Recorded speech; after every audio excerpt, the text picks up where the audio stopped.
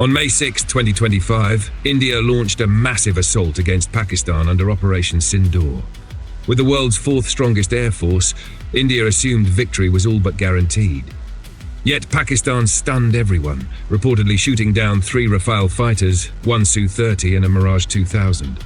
For India, it was an embarrassing blow, especially given Pakistan's smaller and less advanced air force.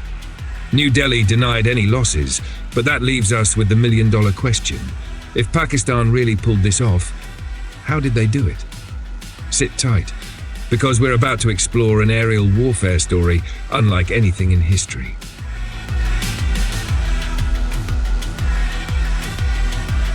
During Operation Sindoor, India unleashed 80 fighter jets.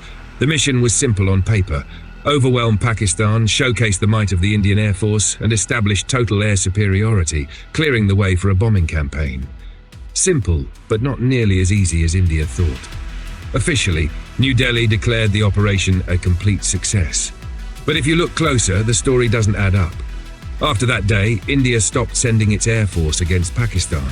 Instead, it switched tactics, launching BrahMos missiles along with French and Israeli-made systems. And that raises a critical question. If India's air force was truly superior, why rely on missiles instead of jets? That's how you spot when something doesn't match the official narrative. So if Pakistan really managed to pull off this astonishing feat, how did they do it? What was the secret weapon in their deck of cards? Well, Pakistan had 2 huge advantages that India simply didn't.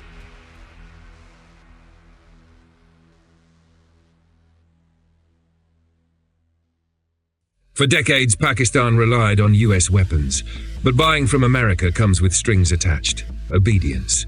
Many nations traded away their honor for US backing. Pakistan didn't. From Gaza to Kashmir, Pakistan chose pride over servitude.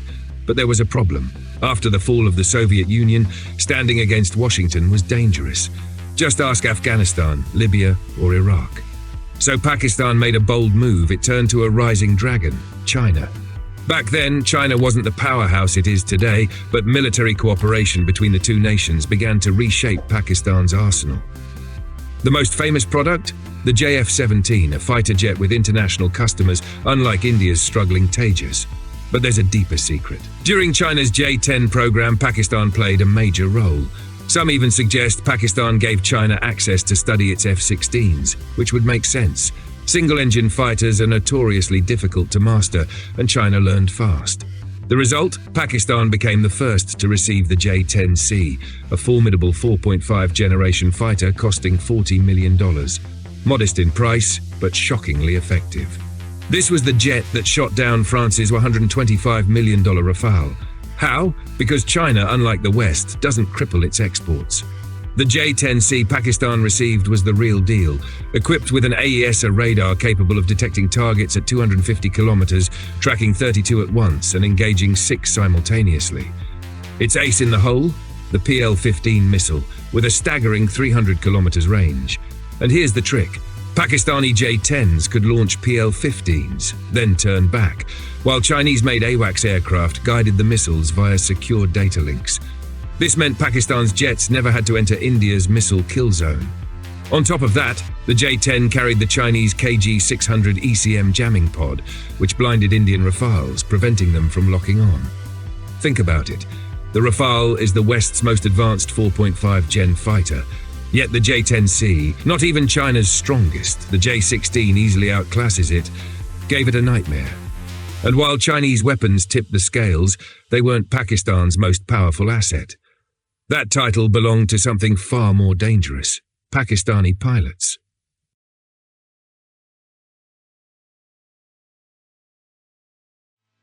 The backbone of Pakistan's air force isn't just its machines, it's the pilots.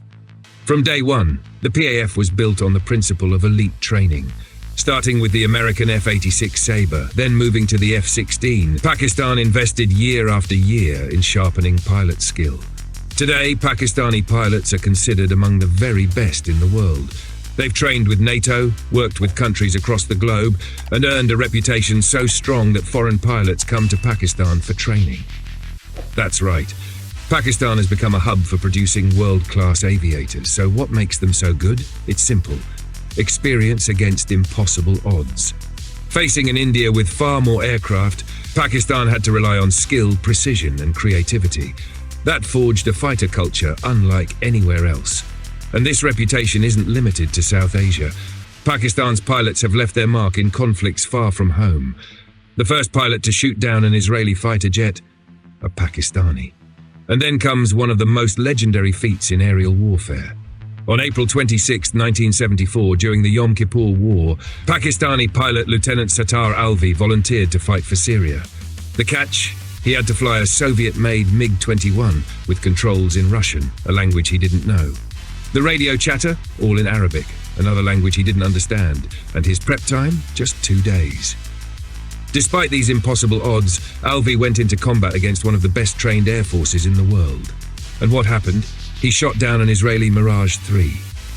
One man, in a borrowed jet, fighting in a foreign language, and he made history.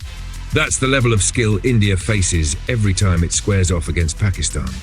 Combine these pilots with the cutting-edge capabilities of the J-10C and soon the stealthy J-35, and you get one of the most combat-ready air forces on the planet. And that's just the beginning. Want a full breakdown of the J-35?